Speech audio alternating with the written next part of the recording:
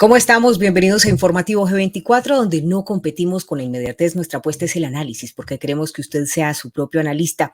Seguimos cubriendo estas elecciones que, a decir verdad, 2022 será un año clave porque seguramente son muchos los escenarios que se contemplan antes de que usted tome una decisión para ir a las urnas, tanto este próximo domingo, 13 de marzo, y asimismo en esas elecciones presidenciales que vienen el 29 de mayo. Tenemos con nosotros uno de esos personajes que hemos visto frecuentemente, que llegó impactando fuerte en redes porque, aunque es una persona muy joven, esa mirada que le da a la política nacional la da de una manera muy particular. De un lado, muy académica, muy respetuosa, pero de otro lado se ve que está bastante fundamentado ese discurso, o por lo menos las preguntas que plantea. Por eso hoy hemos querido invitarlo para que haga parte de este análisis desde una mirada entre colegas frente a cómo se ve este panorama en las elecciones de 2022 aquí en Colombia. Es un gustazo esta noche presentar con nosotros a Alejandro Bermeo. Ustedes lo conocen, se ha convertido en una especie de líder de opinión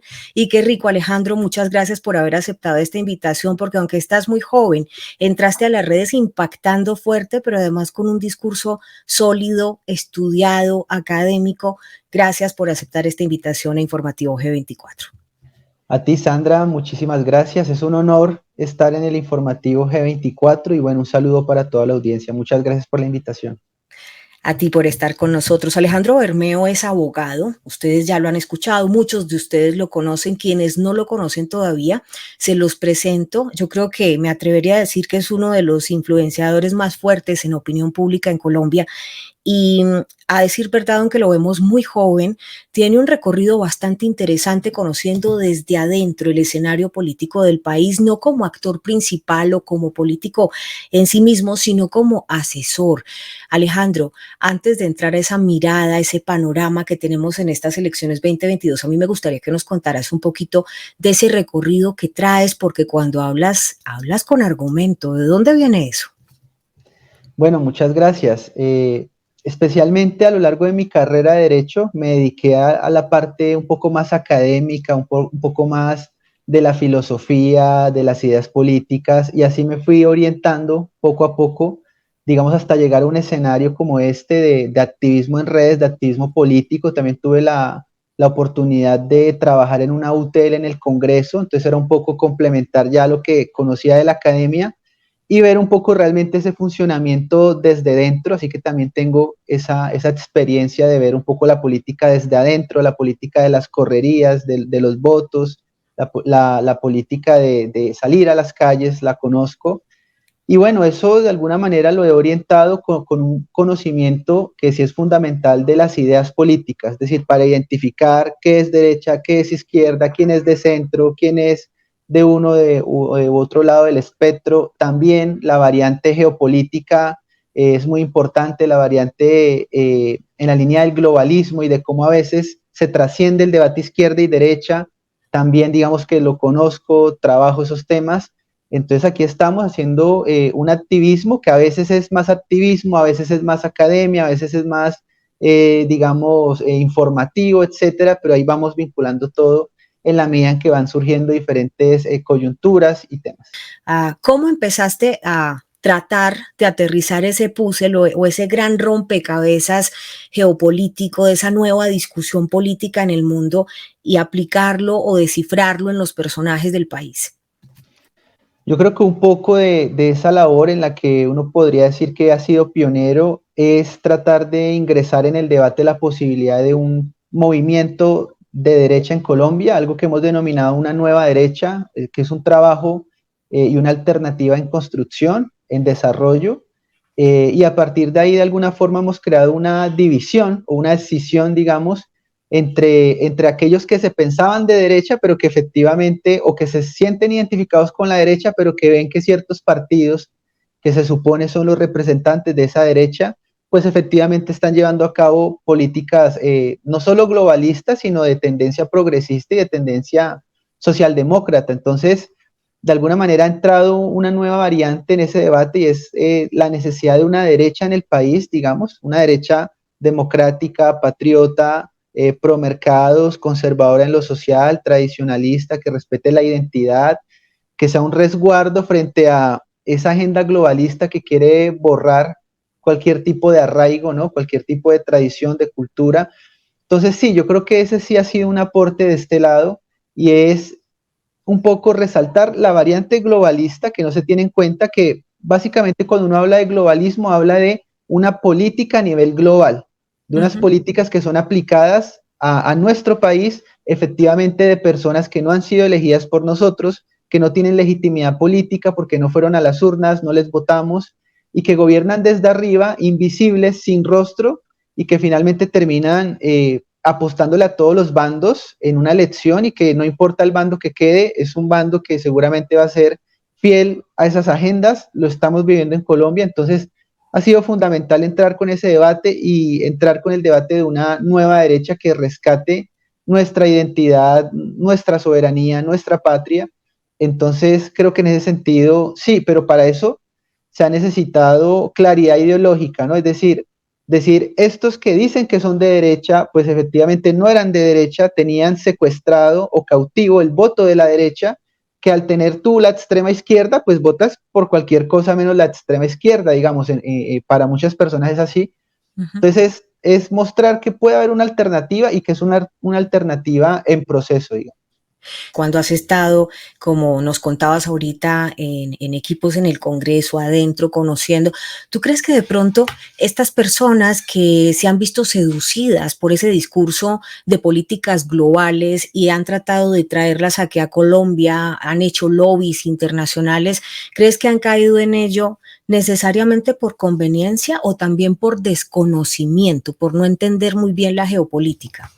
Realmente en la gran mayoría de los casos te tengo que confesar que es por total desconocimiento, por total ignorancia y por un afán de figurar, básicamente. Entonces, uno es consciente que hay unos políticos en el Congreso que no tienen idea de nada, pero se mueven hacia donde los lleva la corriente o hacia agendas que de alguna manera ellos dicen, yo quiero figurar. Además que cuando arranca el periodo del Congreso, todos intentan en una competencia terminar en medios lo más rápido posible, porque si no se logra hacer eso en 2 o 3 meses, ya nunca te van a llamar. Esa es la realidad. Entonces se crea una competencia en la que todos quieren figurar y bueno, tú puedes ver cualquier cantidad de propuestas descabelladas, muchas de ellas con buena fe, son de buena fe y no son conscientes que hay unos intereses detrás, que hay unas agendas detrás.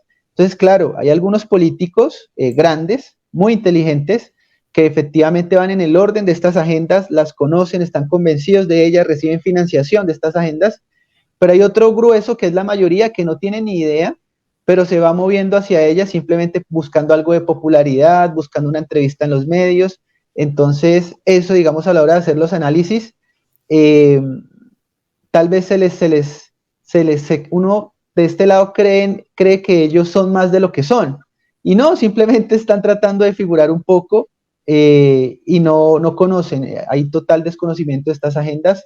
Y en Colombia, pues hablar de políticos que entiendan hoy la avanzada globalista y progresista, pues efectivamente son contados con los dedos de la mano. Esa es la realidad. La variante globalista no se tiene en cuenta, la variante tecnológica no se tiene en cuenta, hoy la variante tecnológica cobra más fuerza, en términos de control, en términos de poder, bueno, está descuidada de este lado. Entonces, ha sido fundamental estar introduciendo poco a poco, digamos, estos debates y dar a conocer a la audiencia estos debates. Bien, pues a lo que vinimos, señor Alejandro Bermeo. Estamos viendo en pantalla, pues obviamente ese preámbulo a las elecciones 2022. Tenemos dos fechas muy importantes, 13 de marzo, 29 de mayo, que serían las presidenciales, pero sabemos que unas son intrínsecas a las otras. Elecciones de Congreso, ¿cómo las ves? ¿Qué se espera? Las elecciones a Congreso por parte del Pacto Histórico, que es el movimiento de Gustavo Petro, ha sabido posicionar muy bien esa marca, la marca del Pacto Histórico. Él espera sacar aproximadamente 23, 24 curules, pero difícilmente pueda sacar más de 2 millones de votos, digamos. De momento, lo máximo que se llegó a sacar fueron 500.000 votos y alcanzaron a poner, si no me equivoco, 4 o 5 congresistas. Eso fue hace 4 años con Gustavo Bolívar cabeza de lista, ¿no? En el movimiento de la decencia. Entonces, Gustavo Petro hoy quiere tener, tiene una vocación de ser gobierno, necesita un Congreso que esté a su favor, pero eso está por verse, digamos. Es muy difícil y algo que se sabe de Petro es que Petro ha demostrado históricamente una incapacidad para poder transmitir sus votos a otras personas. La realidad es que siempre el que vota por Petro y ya está. Pero Petro no ha sido capaz de heredar esos votos o de pasarle esos votos a otras personas, algo que de alguna manera sí ha sido capaz de hacer en numerosas ocasiones el expresidente Álvaro Uribe Vélez.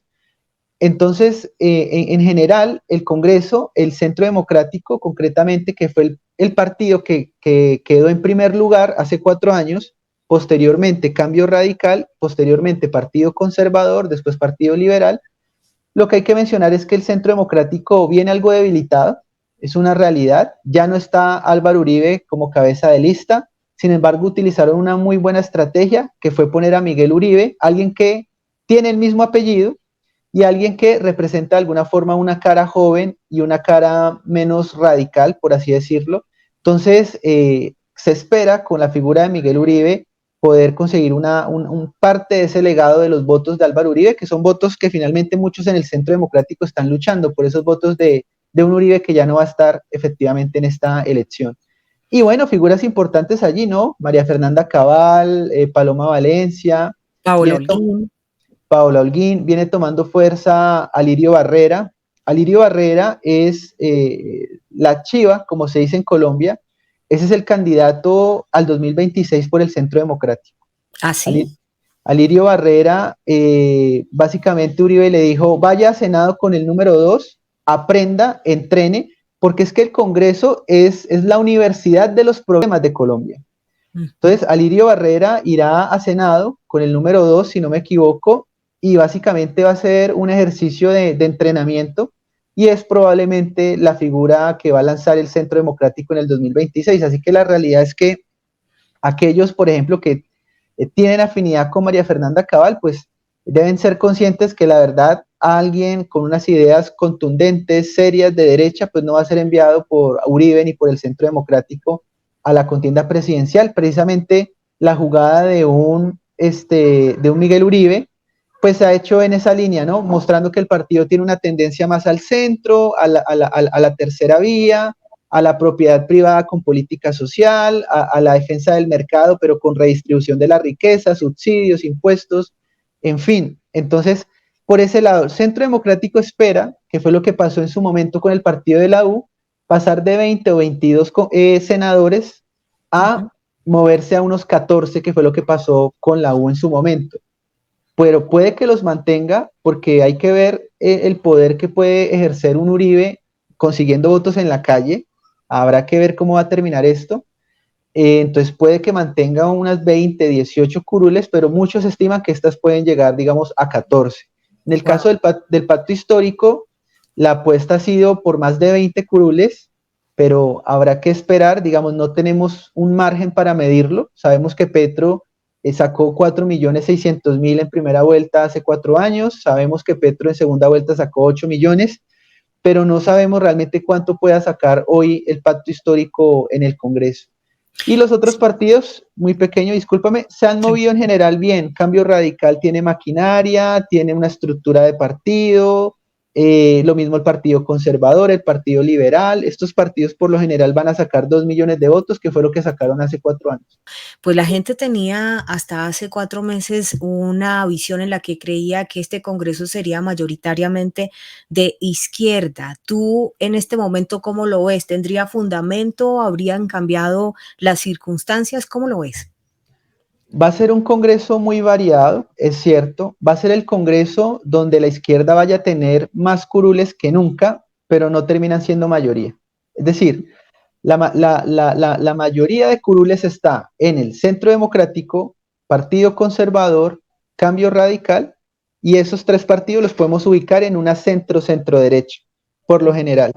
Ahí tú puedes ubicar un sector del partido de la U, también se mueve hacia este lado, y del lado de la izquierda, pues están las curules de las FARC, las curules de algunos movimientos alternativos, lo que pueda sacar ahora el pacto histórico que va por lista cerrada, ¿no? Es decir, únicamente vota por la marca pacto histórico, que es lo que ha intentado posicionar Petro, pero de todas maneras no le terminaría alcanzando para ser mayoría. Digamos que en Colombia todavía los clanes políticos son importantes, el clan Char en la costa, el clan Aguilar, el clan Barreto en el Tolima, es decir, es una realidad que acá todavía hay una política de clanes, hay maquinaria, hay estructura política muy bien organizada y disciplinada, la del Centro Democrático, la del Partido Conservador, el Partido Liberal se va a dividir, un lado se va a mover hacia ese sector de centro derecha, otra parte se va a mover hacia la izquierda.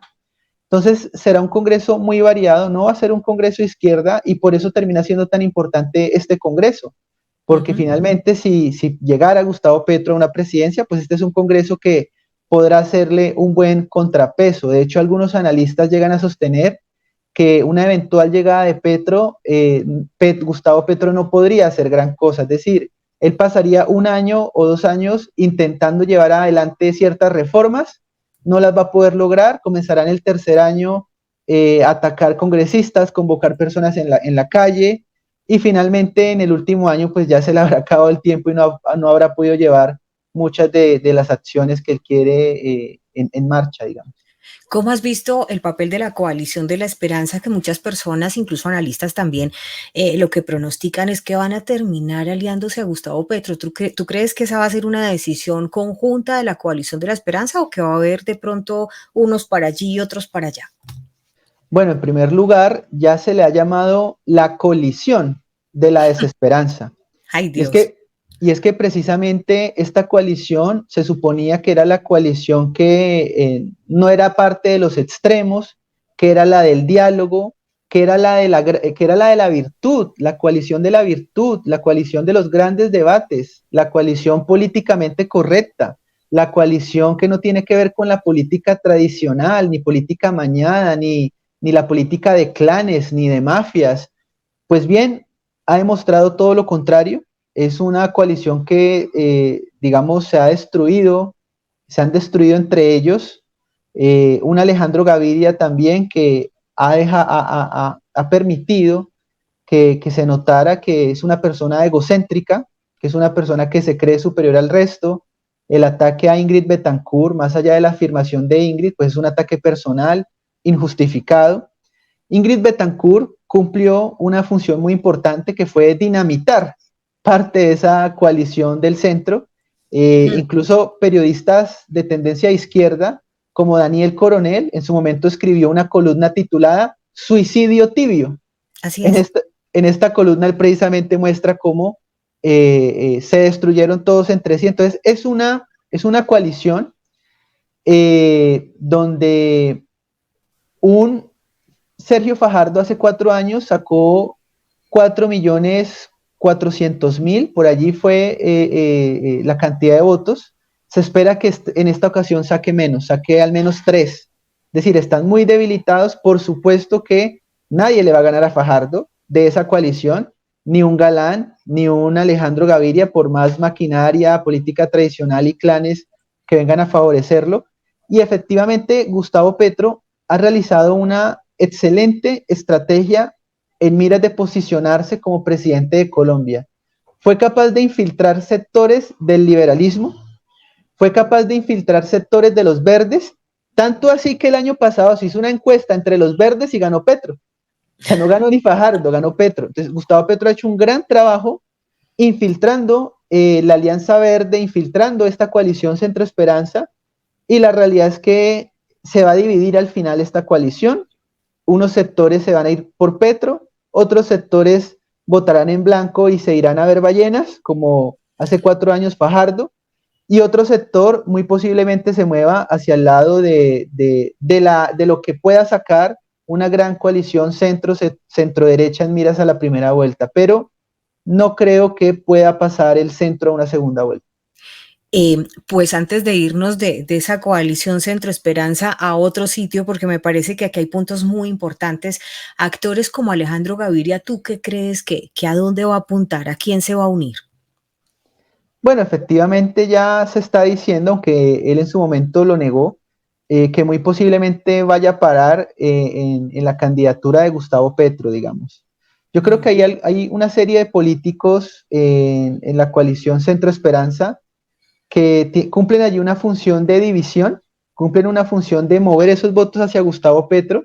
Gustavo Petro es consciente de dos cosas fundamentales y es lo que ha intentado corregir. Hace 4 años perdió porque los del centro fueron a votar por Duque y porque el Partido Liberal en segunda vuelta apoyó a Duque. ¿Qué es lo que está intentando hoy? Que los del centro voten por él y alianzas con el liberalismo, concretamente con César Gaviria. Hemos visto sus reuniones, hemos visto de alguna forma esos coqueteos entre ambos bandos y cómo se han ido moviendo muchos sectores del liberalismo hacia un Gustavo Petro. Gustavo Petro es consciente de que los votos que le faltaron para ser presidente están allí y de ese modo pues ha llevado a cabo esa tarea de dividir la coalición Centro Esperanza, de dividir el liberalismo, y hoy vemos a un Gustavo Petro que no solo se ha posicionado a nivel nacional, sino que además ha venido llevando a cabo una estrategia de posicionamiento también a nivel regional e internacional, ¿no? Es decir, él de alguna forma está tratando de darse ese ímpetu de una figura presidencial. ¿Y qué va a pasar con Ingrid Betancourt? Pues porque el partido Oxígeno en su momento, hace mucho tiempo, de 2002, digamos que estuvo en esa contienda de la primera presentación pública que tuvo Álvaro Uribe Vélez, de la cual salió ganador, pero ha pasado mucho tiempo. Ahora el partido Oxígeno pues no tiene tanta fuerza o no tiene la más mínima fuerza. ¿Qué crees que va a hacer ella? ¿Hacia dónde va a coger? Bueno, esto es demasiado curioso porque recordemos las críticas recientes de Ingrid Betancourt hacia Gustavo Petro, pero es que Ingrid Betancourt hace 4 años apoyó a Gustavo Petro. Entonces realmente no hay claridad sobre lo que va a ser una Ingrid Betancourt. Ella hace parte de la clase política de este país, es decir, en su momento ella muy bien trabajó con Pastrana y otras figuras antes de todos los eventos que ya conocemos. Uh-huh. Entonces es difícil saber dónde va a parar, pero sin duda ella lleva a cabo un doble discurso, ¿no? Ella habla mucho del tema de la corrupción, de los delfines de la política, estos herederos de la política, porque en Colombia el poder se hereda, esa es una realidad, ¿no? Uno ve los mismos apellidos de hace 20 años, pues ella ha puesto a su sobrina como cabeza de lista a la Cámara, si no me equivoco, o es Alianza Verde o es directamente Verde Oxígeno, pero bueno, deja mucho que desear. Su sobrina tiene la propuesta de que sea posible ponerle nuestro apellido a las mascotas, ¿no? Ella también, que se ha formado en Francia y vive en este mundo progresista desconectado de la realidad, bueno, esa es una de sus Las propuestas. familias multiespecies que están ahora. Sí, no, y como paréntesis, entonces, la verdad que no se sabe dónde va a parar Ingrid Betancourt, pero es una realidad que su candidatura presidencial pues está buscando de alguna manera algo de mermelada en lo que podría ser donde se va a ubicar ella cuando ya sepamos quién es el presidente. ¿Y tú cuánto crees? Esto pues es, digamos, netamente especulativo, pero es que eres muy buen analista en todo este tema y das unas previsiones que a mí me han parecido muy acertadas. ¿Cuánto crees que podría sacar en votación Ingrid Betancourt? Realmente sería mucho hablar de 100.000 votos, pero esto es una cifra a mi modo de ver exagerada. Es decir, a Ingrid Betancourt pocos colombianos la conocen, efectivamente ya no cuenta con maquinaria, su partido es poco conocido, su partido está en unas complicaciones además, porque claro, está Alianza Verde, está Verde Oxígeno, esto genera algo de confusión, hay unos debates por allí alrededor en el Consejo Nacional Electoral. Y la percepción que todos sabemos es que ella ni siquiera, por Dios, se le ha olvidado incluso el idioma. No, cuando se le preguntó, no sabía quién era Oscar Iván Zuluaga, no sabía quién era Alejandro Char. Es decir, lo que ha ocurrido con Ingrid Betancourt básicamente es que ella vio la oportunidad de revivir su partido Verde Oxígeno, lo cual implica una gran cantidad de recursos que ella no podía dejar perder, y ha viajado a Colombia porque es fundamental tener un partido, reciben financiamiento, dan avales, venden los avales, que es una realidad en Colombia. Entonces, se ha dado de esta manera. La razón, bueno, los hermanos Galán llevan años luchando por la personería jurídica del movimiento Nuevo Liberalismo, movimiento de su padre, movimiento que desaparece en el marco del conflicto. Y en ese orden, cuando ellos logran esa victoria, detrás aparecen con una situación análoga el Partido Verde Oxígeno con Ingrid y el Partido Salvación Nacional con Enrique Gómez, quien es heredero de una tremenda dinastía conservadora. Su abuelo fue presidente, Laureano Gómez, su tío fue candidato presidencial, senador, Álvaro Gómez Hurtado, y su padre, Enrique Gómez padre, fue senador, ¿no? A lo que él dice, bueno, yo soy delfín, pero no soy delfín rosadito ni rojo como los galán, sino él dice que es delfín azul, pero finalmente para muchos hay un rechazo en muchas personas hacia aquellas figuras que efectivamente vienen de esa clase política que siempre ha gobernado. Muy buena precisión también para las otras personas que en cambio dicen, pero si no lo conoce nadie, pero y él trae una trayectoria como abogado muy contundente también, digamos, académicamente y ha estado muy ligado también a la academia, ha sido docente y pues por supuesto todo ese linaje del mundo político lo ha hecho un conocedor, o sea, es de esas familias donde se desayuna, se almuerza y se cena política, ¿no? Bueno, Alejandro, vámonos a otro lado. Y este personaje también ha generado muchas preguntas al respecto. Hay gente que le gusta, dices, tiene muy buena, digamos, muy buena aceptación en algunos sectores en materia de opinión pública, pero parece que ha decaído en esa aceptación luego de que dijera que en segunda vuelta se uniría a Gustavo Petro. Estamos hablando del exalcalde de Bucaramanga. Sí, hablemos de Rodolfo Hernández. ¿Cómo ves ese personaje que ha generado ese golpe de opinión y que últimamente lo vemos un poco decayendo? Bueno, Rodolfo Hernández es un empresario, ha tenido muy buenos asesores, asesores que previamente le ayudaban era concretamente en el marketing y la publicidad de su empresa de construcción. Él es un outsider de la política, ¿no? Él viene desde fuera, de alguna forma se ha presentado como un empresario, como el ingeniero, eh, pero es una figura que más allá de esto no es ajena a la política como se nos ha hecho ver. Es decir, en su momento él fue concejal en 2 ocasiones. En una ocasión fue sancionado, es decir, fue sancionado porque siendo concejal contrató con la alcaldía. Estamos hablando de hace 20 años o más. Y esto es parte de la historia de él que no se conoce, que siempre estuvo en las líneas del liberalismo en su región. De hecho, él quita de alguna forma esa consecución de alcaldes liberales en Bucaramanga, pero el que estaba lo había puesto él también. Es decir, siempre ha estado muy vinculado a la política, ha estado muy vinculado a la contratación con el Estado, sin duda, como constructor. Y él gana en Bucaramanga algo muy pequeño, un pequeño paréntesis, que es una información que me parece importante resaltar y que no se conoce. Rodolfo Hernández no figuraba en las encuestas en la alcaldía de Bucaramanga, pero él realizó una tremenda jugada días antes. Envió 44.000 cartas notariadas a la zona más pobre de Bucaramanga, prometiendo que les iba a dar una vivienda o incluso que les iba a permitir trabajar con la alcaldía, al menos a un miembro de su familia. Wow. Ese día él ni siquiera estaba en Bucaramanga, es decir, él vota, se va para Estados Unidos y de repente cuando menos se da cuenta gana.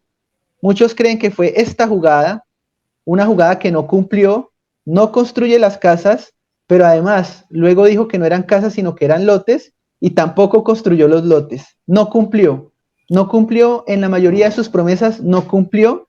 Sin embargo, es cierto que tiene una buena percepción en Bucaramanga, porque a pesar de todas estas polémicas, el pueblo bumangués siente que él no robó y que frenó temporalmente la corrupción que había en la ciudad, más allá de que antes de primera vuelta tiene la audiencia por el proceso de Vitalogic, proceso en el que está vinculado en presuntos actos de corrupción y en otros donde su hijo ha hecho parte de lobista o de intermediario entre su padre como alcalde y entre la empresa que buscaba los contratos. Entonces, él no es... Y perdón, Alejandro, ¿y eso sería ahorita en mayo, antes de las elecciones de primera vuelta? Antes de las elecciones de primera vuelta vamos a ver Están citando. esa audiencia, así es. Wow. Entonces, Rodolfo Hernández no es el de pronto Donald Trump que algunos quieren plantear, pero sí hay que mencionar algo muy importante y es que tú lo decías, él dijo en 2 ocasiones que votaría por Gustavo Petro en segunda vuelta. Ujú. ¿Qué fue lo que pasó? De repente se volvió crítico de Gustavo Petro y allí juega el papel una figura muy importante, en este momento se me escapa el nombre, pero es un asesor, ex asesor de los latinos en la campaña de Donald Trump y ex asesor de Nayib Bukele. Este señor estuvo asesorando a Rodolfo Hernández hasta la primera semana de febrero, hasta esta semana. Entonces, no es extraño que figuras de la derecha o de la nueva derecha hayan identificado que el discurso de Rodolfo Hernández era el mismo discurso de figuras populistas de derecha, populismo en el sentido positivo de la palabra, no en el sentido que se usa en Colombia, que es demagogia. Ujú. Populismo es prometer cosas y no cumplir. No, en el sentido de una figura popular que conecta su mensaje, que entiende el mensaje del pueblo y lo representa al pueblo, pues tenía un discurso muy similar al de López Aliaga en Perú, un discurso muy similar al de un Bolsonaro, al de un Trump, al de un Nayib Bukele, pero era Ujú. porque ese era su asesor. Es decir, el ex asesor de Donald Trump para los latinos era el mismo asesor de Rodolfo Hernández. Bueno, de hecho, te doy el nombre es Víctor López. Víctor López, tú puedes encontrar fotos de Víctor López con Nayib Bukele. Esto cuando se conoció en el primer debate que dio Semana de precandidatos. Bueno, allí fue cuando vieron al ex asesor de Nayib Bukele, vieron el ex asesor de Donald Trump y se dan cuenta que esta figura estaba cumpliendo un papel muy importante. Otras 2 figuras muy importantes han sido un par de hermanos argentinos con su empresa constituida acá en Colombia, trabajan en Colombia y que le hacían publicidad y estrategias de venta para su empresa constructora. Pues un Rodolfo Hernández que los trabaja con ellos en su campaña política, pero que además los contrató en su momento en la alcaldía. Otro acto que ha dejado muchas dudas sobre esta figura que se vende como aquel que tiene un discurso anti-establecimiento, anti-política tradicional, anticorrupción, repito, como el outsider antisistema que viene a darle un giro a toda esta cuestión. Y claro, efectivamente en Salvación Nacional, en este nuevo partido, digamos, en el sentido en que se encontró con la fortuna del trabajo que hicieron los Galán y pudieron en su situación análoga resucitar este movimiento, vemos figuras de derecha, vemos figuras pro vida, y vemos acercamientos naturalmente hacia figuras que conforman esa gran organización conservadora, no solo en Estados Unidos con Trump, en Brasil con Bolsonaro, etcétera, pero pues efectivamente su fuerza todavía está por verse, ¿no? Es decir, apenas se va a medir. Lo importante es precisamente eso, ellos quieren medir cuántos votos pueden sacar y asimismo poder sumar más adelante y decir, bueno, hemos mejorado, no hemos mejorado. Por eso es que sacan candidato presidencial, a pesar Ujú. de que son conscientes que su candidato no va a ganar, que el mismo candidato lo sabe, pero el mismo candidato dice, necesito medirme para luego saber si estamos mejorando o no estamos mejorando, ¿no? Entonces, ese es el panorama. Entonces, eso te podría decir con Rodolfo Hernández, no le va a Sí. alcanzar. Rodolfo Hernández va a aparecer en segunda vuelta, muy probablemente para apoyar a alguien que no sea Petro, porque curiosamente luego le da un giro y ya no le gusta Petro, ¿no? Habrá que ver qué va pasando con un Rodolfo Hernández, que su guía es el pragmatismo y que efectivamente, bueno, no sabe uno. Él dijo que todo lo que él quería para Colombia era lo que quería Gustavo Petro y que le gustaba Petro y que votaría por segunda vuelta por Gustavo Petro. Luego, un mes después, realiza buenas críticas a Gustavo Petro y dice, no voy a votar por Petro, no voy a votar por el del CD, etcétera, pero ahora vemos esos acercamientos con el Centro Democrático, ¿no? Ahí está todo el panorama. Pues fíjate que próximamente eso será El lunes, después de las elecciones a Congreso, vamos a estar con Enrique Gómez Martínez, candidato presidencial por el Partido Salvación Nacional, que entre otras en la preentrevista nos dijo exactamente lo que tú nos estás describiendo aquí, que él se quiere medir, que sabe que es muy probable que no les alcance, pero que de todas maneras sienten que existe un vacío, una orfandad en esas personas que están reclamando los verdaderos principios del conservatismo y que ahí están ellos y que le apuestan fuerte a 2026. Y esa es la democracia. Bienvenidos, y de eso se trata, de visibilizar todas las voces. Hablemos un poco de ese equipo por Colombia, en los que otros también dicen, no, es Fico, es David Barguil, que además de ser carta única del Partido Conservador, está allí compitiendo por llevarse esa coalición. Muy interesante, a mí me encanta esa coalición porque es muy interesante. Alejandro Bermeo. Bueno, para mí es la coalición más importante. ¿Por qué? Porque no hay sorpresa en las otras coaliciones. Es decir, si uno habla de la coalición del pacto histórico, esta es una coalición donde básicamente Gustavo Petro está haciendo su campaña, donde las grandes convocatorias y recursos que tiene Petro, pues no los tiene Francia Márquez. Entonces, allí efectivamente ya el resultado todos lo conocemos, pero hay que tener en cuenta que hace 4 años Petro hizo coalición, Centro Democrático hizo coalición y Sergio Fajardo no hizo coalición. El que no hizo coalición fue el que no pasó a segunda vuelta. Entonces, es fundamental hoy en Colombia nuestras primarias electorales, ¿no? En Colombia ya hay 3 elecciones y en esas primarias la sorpresa la da el equipo por Colombia porque vemos que no es claro quién será el ganador, ya te voy a comentar el análisis. Sí. Y por parte de la coalición o la colisión Centro Esperanza, ¿qué es lo que vemos? Bueno, la problemática de que efectivamente se han debilitado entre todos ellos y que de todas maneras no habrá sorpresa, el ganador va a ser Sergio Fajardo.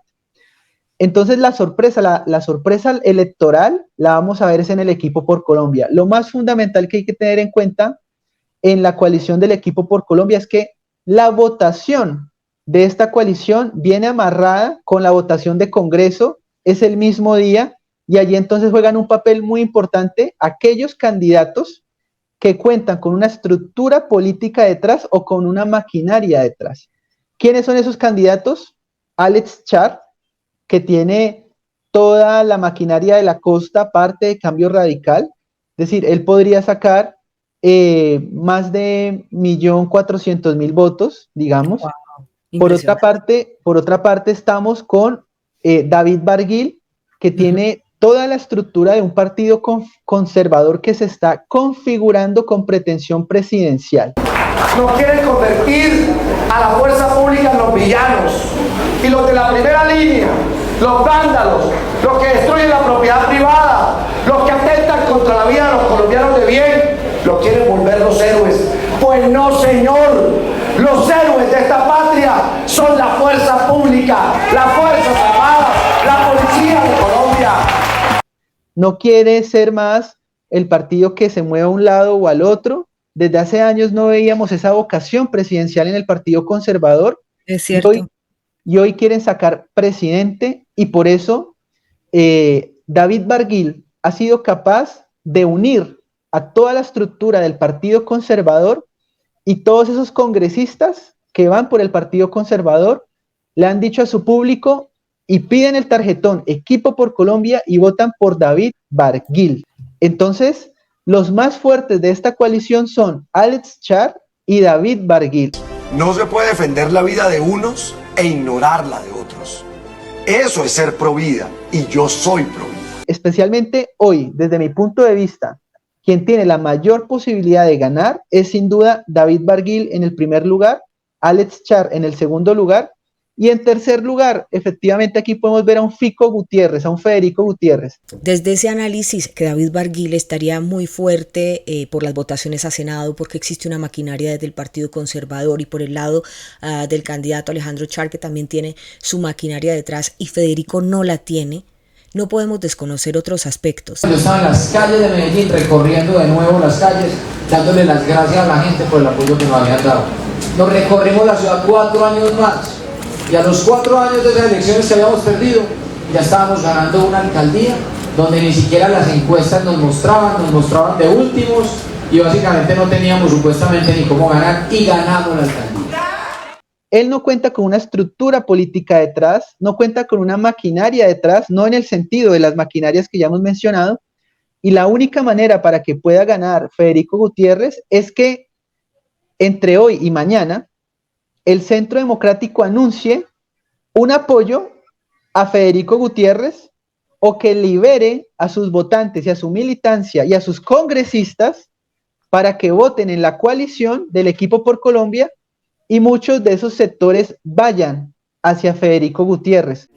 Hay dos modelos, unos modelos que quieren el caos y otros que queremos orden. Por eso son peligrosos esos discursos anti-empresa, anti libre mercado, que es lo que tenemos nosotros que derrotar. Yo creo que el Estado tiene que ser socio, no verdugo. Y hay que acompañar al empresario. Por eso mi compromiso es cuidar a todo el que genera empleo en Colombia. La realidad es que hay votos divididos, muchos para Barguil, muchos para Alex Char y otros para Federico Gutiérrez. En los medios de comunicación vemos que siempre invitan generalmente a entrevistas a compartir, digamos que a las tres figuras de las diferentes coaliciones que más están saliendo en cifras. Entonces vemos que, por ejemplo, juntan a Gustavo Petro con Federico Gutiérrez y con Sergio Fajardo. Pero la apuesta de Federico Gutiérrez es la apuesta del voto del uribista indignado que quería un mejor candidato que el señor Óscar Iván Zuluaga. Entonces, esa es la apuesta. En un cuarto lugar, posiblemente un Peñalosa que cuenta con un apoyo pequeño de la U, y finalmente una Aide Lizarazo, que hace 4 años fueron capaces de sacar 500,000 votos a Congreso por el movimiento político Mira. Hemos visto en las encuestas empates entre Alex Char y empates entre Federico Gutiérrez, pero de repente David Barguil, a mi modo de ver, él es el candidato que puede estar dando la sorpresa, pero muy pequeño. Si el ganador del Equipo por Colombia va solo a primera vuelta y el candidato del Centro Democrático va solo a primera vuelta, no serán capaces de llegar a una segunda vuelta. Algo tendrá que pasar luego de la elección de Congreso, de la elección de la coalición, y el candidato del Centro Democrático muy probablemente se tendrá que subsumir a la campaña del candidato que haya ganado en el Equipo por Colombia. Completamente de acuerdo. Ahora, que esos panoramas dentro de la coalición pueden variar mucho y de acuerdo al punto donde uno esté dentro del país, porque pues en Antioquia, por ejemplo, uno ve muy fuerte a Federico Gutiérrez. Se lo va a volver a decir.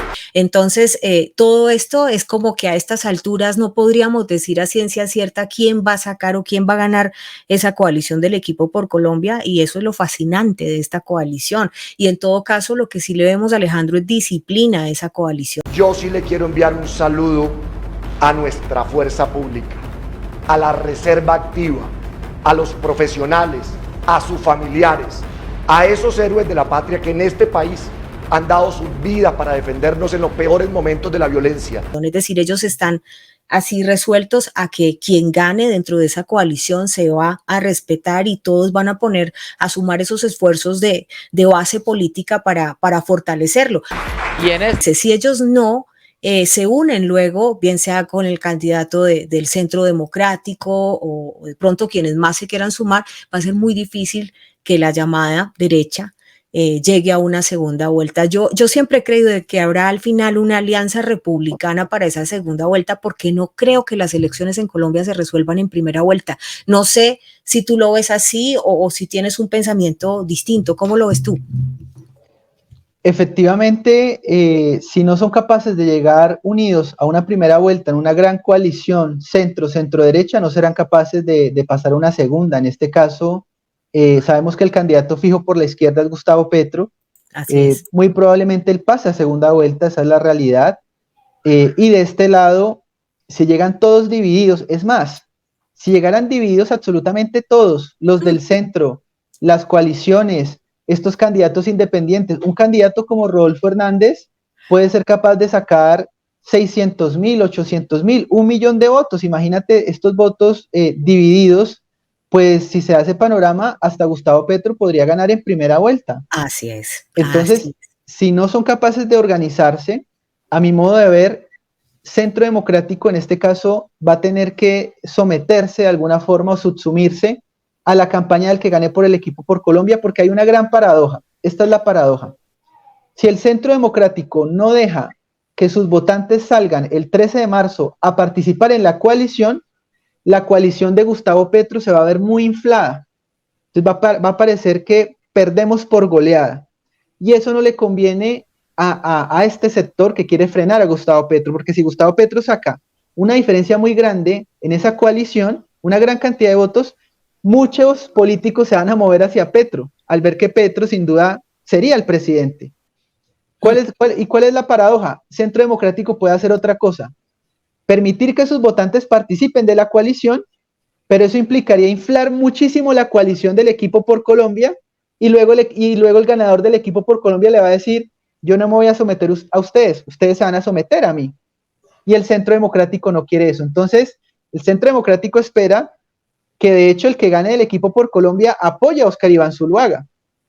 Entonces están en la paradoja de, si los dejo votar, se me infla la coalición y yo voy a entrar a negociar mal, pero si no los dejo ir a votar, se va a inflar la de Petro y Gustavo Petro se va a ver como el ganador. Entonces, gran conclusión, ha sido un gran error todas las jugadas y movidas políticas que ha estado realizando el Centro Democrático desde el año pasado con la nefasta elección de Óscar Iván Zuluaga como candidato único a la presidencia. Se suponía que Zuluaga había llegado allí porque iba a recibir el apoyo de Iván Duque. Iván Duque ya dijo que iba a votar en la coalición.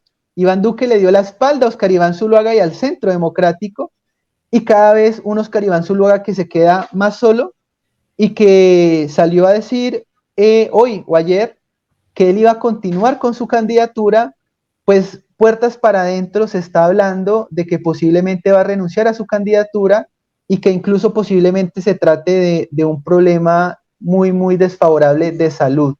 Algunos de los rumores que se ven al interior del Centro Democrático, pero un candidato que pues se prestó para todo esto y que lamentablemente, como resultado, pues han puesto en peligro la democracia. La realidad es que tenía que pasar era esto.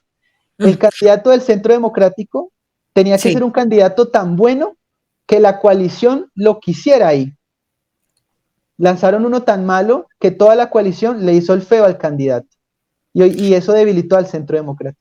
Y la verdad es que Óscar Iván Zuluaga hoy, a 2022, no tiene, hablando pues si es un desgaste físico de salud, pues no tiene la misma fuerza que tenía hace 8 años. Eso es indiscutible. Hablemos de las encuestas, porque es que yo creo que eso también, si bien hay muchas personas que no creen en las encuestas, hay otra gran cantidad que sí se dejan influenciar. Ya este tema de que sean reales, compradas, infladas, eso ya es otro punto de discusión. Pero ¿cómo viste esa última encuesta en Inbamer? Bueno, la última encuesta de Inbamer, hay que mencionar que es una encuesta a 1.504 personas. Lo importante de estas encuestas no es tanto lo cuantitativo, sino lo cualitativo. Es decir, son encuestas que de alguna forma intentan buscar una neutralidad, buscar tener una idea clara de personas de diferente edad, de diferente condición social, de diferentes regiones del país.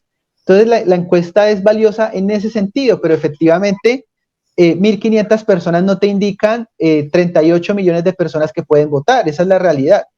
Sin embargo, lo que vemos en esta encuesta es que Gustavo Petro, de alguna forma, Gustavo Petro fue capaz de romper el techo.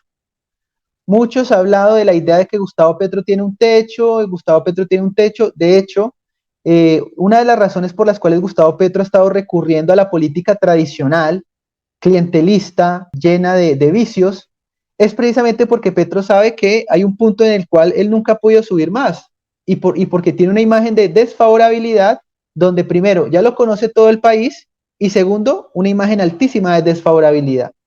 ¿Qué es lo que tiene que hacer un candidato como Petro en este momento? Bueno, a Petro en cualquier encuesta parece que ya lo conoce todo el país.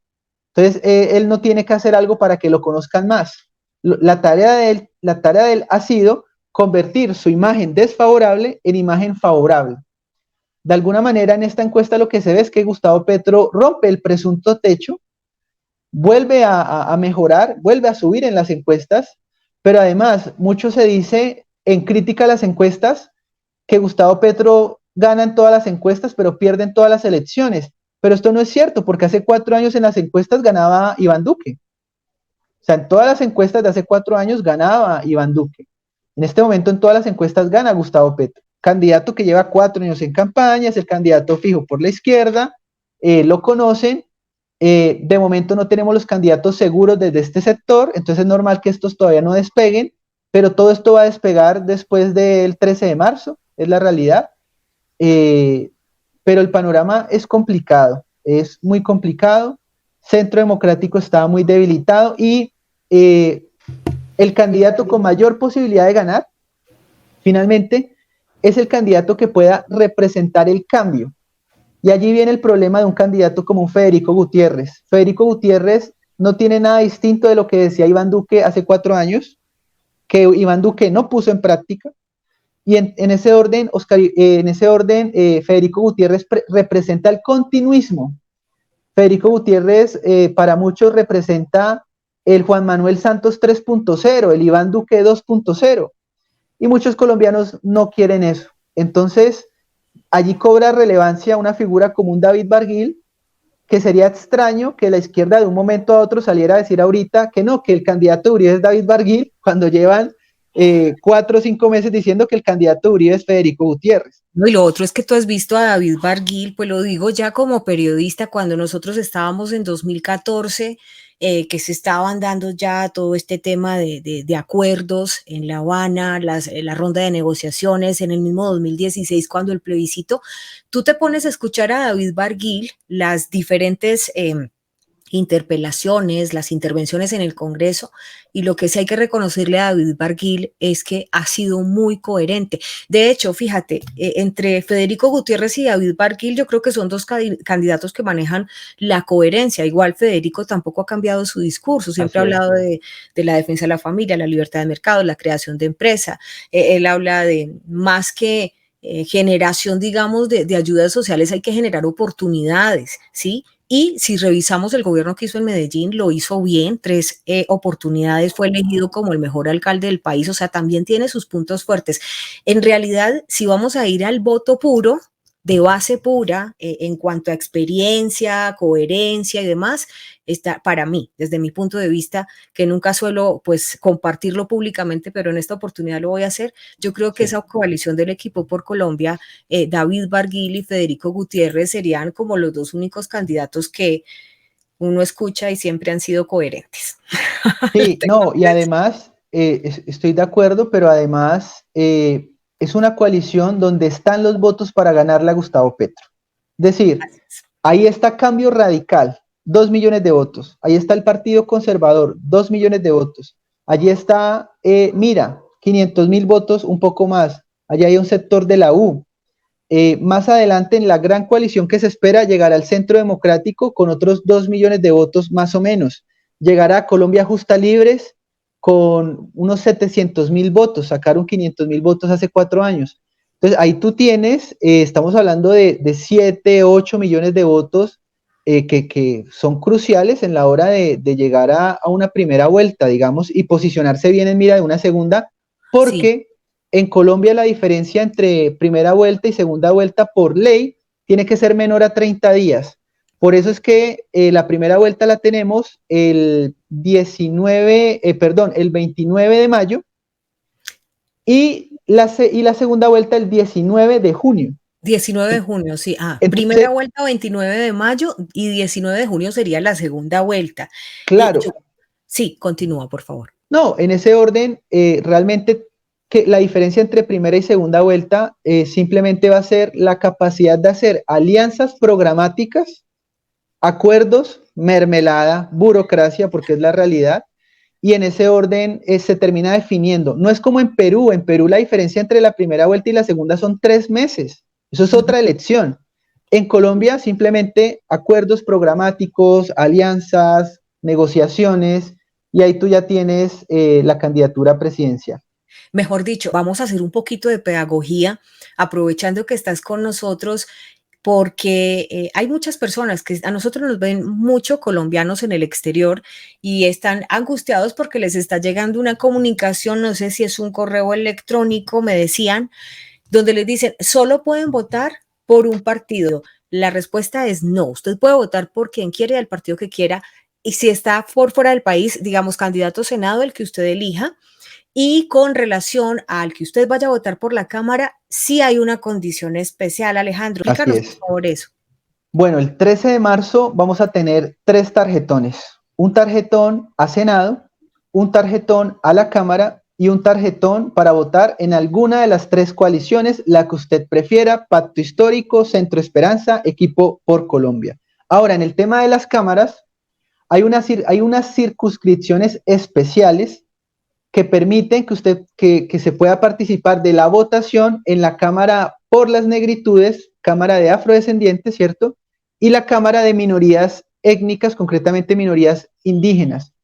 Pero la claridad, ¿cuál es? Usted solo puede votar por una de las cámaras, por una de las cámaras. Usted no puede decir, bueno, yo tengo un candidato a la Cámara por mi región, pero también tengo un candidato afro y también tengo un candidato indígena. No, solo se puede votar por una cámara. Si usted vota por 2 cámaras, se anula el voto.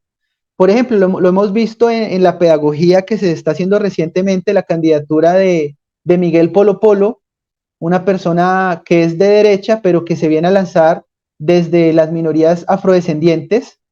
Él, en este caso, solo se puede votar por él en su cámara. Si usted vota por él a cámara y vota por otra cámara, el voto queda anulado. Entonces, de esos 3 tarjetones, solo puede votar por un candidato de alguno de esos 3 tarjetones. Y en el caso de la cámara afro, son tarjetones que usted tiene que solicitar, porque normalmente son tarjetones que a usted no se los van a dar. Entonces, esa sería la salvedad. Algo que cuentas, como que te dicen, no, es que solo puede votar por el mismo partido, pues son estrategias políticas para que no te termine votando por un partido en Cámara y por otro partido a Senado.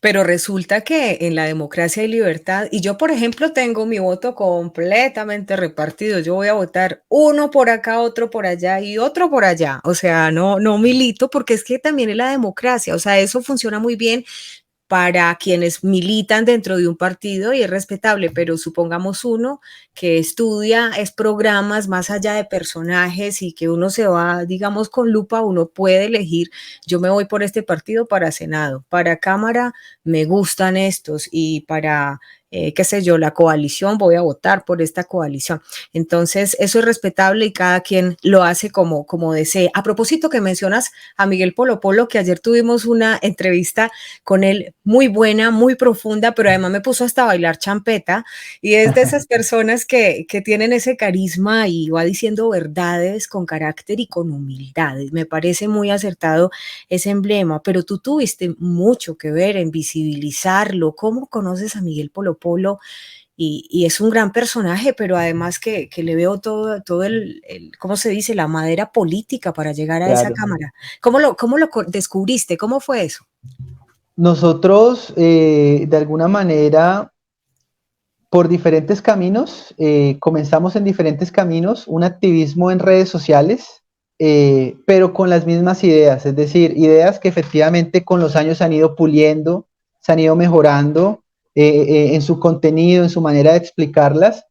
Él me colabora en algunas cosas, yo le colaboro en otras, lo apoyo. Para mí es importante que entren figuras jóvenes y nuevas a la política.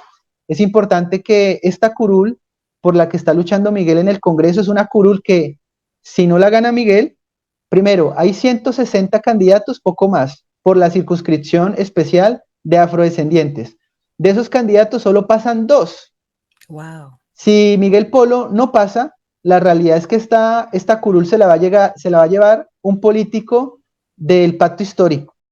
Es decir, de un Gustavo Petro que hoy tiene vocación de gobernar y precisamente por eso él está llevando esto a cabo. Por ejemplo, concretamente la pelea dura está entre Miguel Polo y los candidatos que vienen de Soy Porque Somos, de Francia Márquez, que pertenecen al Pacto Histórico, y otro movimiento afro que pertenece al Pacto Histórico y que en este momento no recuerdo su nombre, pero esos son, y obviamente es una curul que literalmente sería arrancarle una curul que tradicionalmente pertenece a la izquierda, y una izquierda que sabemos cómo utiliza todas estas minorías políticamente, pero que finalmente no generan grandes cambios ni grandes luchas por estos sectores. Bueno, ustedes se dan a conocer ya muy fuertes en redes y dicen, nosotros somos la verdadera derecha. Sabemos que en redes es muy fuerte la actividad de la izquierda. ¿Cómo fue esa recepción? ¿Han tenido alguna situación difícil? ¿Han existido de pronto amenazas? ¿Cómo se ha manejado esto? uno tiene que arrancar con una pedagogía desde lo más básico, y es primero plantear qué es la derecha, ver el panorama electoral, político que tenemos y rescatar elementos de diferentes partidos para decir esto es de derecha, esto es de izquierda. Así que ha sido una tarea de tremenda pedagogía. En primer lugar, en Colombia se asocia a cualquier persona con discurso de seguridad como alguien de derecha. Uh-huh. Tú puedes estar a favor de la seguridad, que además es una función del Estado, o sea, la izquierda y la derecha están a favor o deberían estar a favor de la seguridad, porque es una cuestión básica del principio fundacional del Estado, que es garantizar la seguridad y la defensa. Pero de todas maneras, en Colombia se asocia la seguridad con la derecha, entonces creen que cualquier candidato que defienda la seguridad es de derecha. No. Hay que ver otros elementos para poder mencionar a un candidato de derecha, su política económica. Si hay un candidato que defiende la seguridad, pero en todo lo demás aplica políticas socialistas, de política económica socialista, asistencialismo, estatismo, subsidios por doquier, sin un norte, sino subsidios creando un sistema de dependencia, un sistema de pobreza donde la persona no sale, donde la persona no mejora su condición económica porque ya no tiene el subsidio, donde la persona no puede comprar un televisor porque pierde el subsidio, donde la persona no le pone baldosas al piso de su casa porque pierde el subsidio. Bueno, no hay norte, pues es muy difícil llamar a un partido así o a un movimiento así de derecha. Entonces ha sido una pedagogía tremenda, de alguna forma, de desmitificar sectores que tienen secuestrado el voto de la derecha.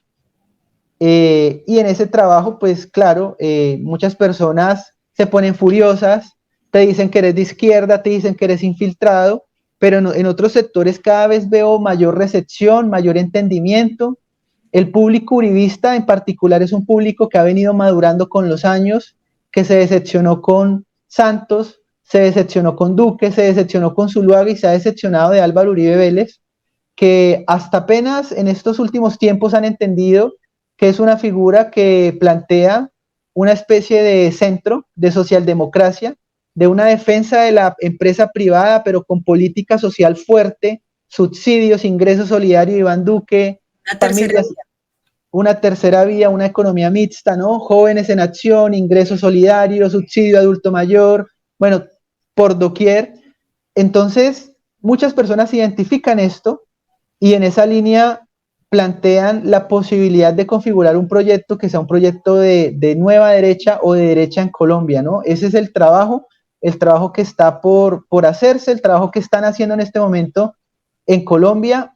Basta de derecha vergonzante, basta de esa centroderechita vergonzante, basta de esos que posan de derecha, pero lo que hacen es secuestrar el voto de derecha y al final aplican políticas de izquierda. Basta de esos políticos que gobiernan para la izquierda, pero se eligen con votos de derecha. Entonces, ese es el trabajo que está en construcción y esperamos que esto vaya tomando fuerza con el pasar de los años. Alejandro, hay muchas personas que dicen, sí, maravillosa la idea de la verdadera derecha, pero cuando critican los gobiernos de tercera vía que han existido en Colombia, también hay personas que sienten, bueno, entonces la verdadera derecha nos va a llevar a un capitalismo voraz, porque ese sería el otro riesgo. Te lo pregunto porque hace parte de las inquietudes de la comunidad. No, efectivamente, lo que ocurre con muchas de las medidas que hoy estamos viendo en el país es que han sido medidas sin un norte. Por ejemplo, una nueva derecha quiere una economía de libre mercado, pero esa economía de libre mercado no puede ser a costa de destruir la industria nacional, porque en cualquier momento, y más con los conflictos geopolíticos que hoy tenemos, necesitamos una suerte de soberanía energética, soberanía alimentaria, etcétera. Pero ¿qué es lo que ha pasado en Colombia? No ha existido un norte. En Colombia quieren aranceles permanentes, proteccionismo permanente, favorecer a gremios permanente. Esto nos condena a productos de peor calidad, de mayor precio, nos condena a una falta de competitividad y nos condena a la pobreza, porque se benefician unos gremios, pero todos perdemos. Se benefician los gremios y los que trabajan en el gremio. Y los millones de consumidores que perjudicados. ¿Cuál es el norte? Mejoramos la industria nacional, traemos tecnología, enviamos personas para que aprendan de lo que se está haciendo en otros países y cuando estemos a niveles de competencia, abrimos el libre mercado real. Ahora, tratados de libre comercio, hay que revisar muchos de esos porque no son de libre comercio, son en muchos casos acuerdos proteccionistas y acuerdos donde países como Estados Unidos tristemente quieren lo ancho para ellos y lo angosto para nosotros. Esa es una realidad y te comento una particularidad. En las negociaciones que hoy está llevando a cabo Argentina y China, no tenemos tiempo para criticar y hablar de esto, pero las negociaciones que está haciendo hoy Argentina con China son negociaciones de ganar-ganar. China le está permitiendo acceso a su tecnología y a su conocimiento. Estados Unidos no. Entonces, eso, un norte es mejoramos, Claro. buena competencia, libre mercado. Eso no está planteado en Colombia. Algo muy pequeño, subsidios. Acá en Colombia quieren subsidios eternos. ¿Cuál es el norte? Bueno, que ese subsidio se convierta en una especie de crédito semilla. Los subsidios van a ser subsidios con condición. El gran logro del Centro Democrático en los últimos años, planteado por Iván Duque, es el ingreso solidario. Es un ingreso que no tiene ningún tipo de contraprestación y que efectivamente son subsidios que nos condenan a la miseria porque no hay de dónde. No hay de dónde para tanto subsidio. No son sostenibles en el tiempo. Se requiere un norte. ¿El norte cuál es? Bueno, vamos a poner unas condiciones a estos subsidios, o por tanto tiempo, o hasta tal punto, o después se transforma en un crédito semilla y usted emprende y arranca un negocio. Universidad pública, lo mismo. Universidad pública, un estudiante no puede estar 10 años a costa de los impuestos porque ha perdido los semestres. Un estudiante no puede salir a vandalizar y tener todavía el cupo de la universidad. Es decir, mucho que arreglar, hay que tener un norte con muchas de estas políticas sociales que están destruyendo al país y que no tienen un norte. No, y es que yo creo que la gente, si está en aras de votar a conciencia, lo primero que tiene que preguntarse es izquierda pide subsidios, como tú dices, eternos, pero es que el gran problema que han tenido países incluso tan ricos como Venezuela es que el gasto social superó esa productividad interna. Entonces, ¿de dónde vas a seguir sacando dinero? No hay de dónde para seguir manteniendo esto, digamos, a toda la eternidad. Eso es lo que se tiene que preguntar. Lo otro, la movilidad social. ¿Cómo es posible que uno siga encontrando hoy en las bases de datos de subsidios personas que fueron desplazadas hace 40 años? O sea, ya es momento de que esos subsidios, como tú dices, los hubieran puesto de una manera productiva o plantearles algunas condiciones, incluso capacitaciones para que generen proyectos productivos que les puedan dar movilidad social, pero no pasa eso. Colombia no tiene, ni siquiera Venezuela le dio, siendo el Dubái de América Latina, y no fue capaz de mantener ese referencia de modelo político. Y eso es lo que deben pensar. No es tan solo como llegar y decir denos. No, yo también que aporto, ¿sí? Alejandro, yo te voy a dejar un minuto para que les des a ellos tu mensaje, como siempre lo hago con los analíticos. Ha sido de verdad muy enriquecedor, muy rico compartir contigo esta tertulia donde me dediqué mucho a escucharte porque me encantan tus análisis, te lo digo públicamente, te quiero felicitar por esa estructura que tienes frente al conocimiento de estos temas políticos a nivel nacional, y te voy a dejar un minuto con ellos para que te despides. Dale, muchísimas gracias por tus palabras. Bueno, en Colombia, fundamental que los colombianos pudieran entender que los deberes son más importantes que los derechos. De alguna forma, este es un país que se está condenando a la miseria, a la pobreza, a una política asistencialista, a una política paternalista que no deja nada bueno al país. La realidad es que en algún punto ya no queda nada más que repartir y lo único que nos espera es la miseria, la pobreza. Así que fundamental entender qué hago yo por el país, qué estoy aportando yo al país, y no tanto de esta idea de que la sociedad me debe, que el vecino me debe o que me tienen que dar esto y lo otro. Es enfocarnos, ¿qué vamos a hacer por el país? ¿Qué estamos haciendo por el país? Eso es lo que se requiere ahora, un pensamiento crítico, contrastemos, miremos todos los lados de la balanza, todos los lados de la política, formemos un criterio propio y votemos a conciencia. Votemos por lo que sea mejor para el país. Gracias a todos. Alejandro Bermeo. Alejandro, diles por favor dónde te seguimos, tus redes sociales, tu canal que está creciendo muchísimo. Dale, bueno, en todas las redes sociales me pueden encontrar como Alejandro Bermeo. Acá en YouTube creo contenido, me encuentran como Alejandro Bermeo. Ya somos, como mencionas, 46.000, un proyecto que inicié hace aproximadamente 1 año y 3 meses en miras de estas elecciones, pero también me pueden seguir en Instagram y en Twitter. Allí especialmente estas son las plataformas, en Telegram también. Estamos haciendo un activismo honesto, un activismo transparente, un activismo donde se intenta ver ambas caras de la moneda para presentar en los análisis pues una visión lo más objetiva posible. Efectivamente, cada uno tiene una visión de sociedad, una visión de lo que es bueno, de lo que es deseable, pero en lo posible siempre intento matizar y ver todas las caras de la moneda, ¿no? Gracias. Eso es lo que más nos gusta de ti. Un beso, un abrazo y bueno, nos hablamos después de elecciones a ver cómo A ti, terminó así todo será, esto. así será. Muchas gracias. Un Gracias, un abrazo. abrazo. Ahí está Alejandro Bermeo, excelente analista, acompañándonos hoy en Informativo G24. Los invito a que miren también las entrevistas que tuvimos con Esteban Ramírez, candidato al Senado. Ayer estuvimos con Miguel Polo Polo, candidato a la Cámara Afro, y mañana vamos a estar con Juan José Torres. Sí, ustedes lo conocen, también ha estado con nosotros como analista aquí en Informativo G24 y está de candidato al Senado por el Centro Democrático, hablando sobre soberanía económica, soberanía alimentaria, soberanía energética, soberanía. Así que los invito para que nos acompañen mañana. Toda esta semana vamos a estar muy concentrados en los temas electorales y estaremos atentos también al desarrollo de nuestra emisión especial del domingo en la jornada electoral que vive Colombia. Es importante que usted vaya a votar, es importante que usted vaya, busque. Hoy estuvimos con Alejandro Bermeo conociendo más un poco de todo este panorama que hay y estaremos entonces atentos desde aquí. Gracias a ustedes por conectarse. Un beso y un abrazo a todos nuestros moderadores, a las personas que se conectan. Me encantaría saludarlos a todos. Se nos ha ido un poquito largo, pero yo creo que aprendimos mucho. Dios los bendiga, cuídense mucho. Chao, chao.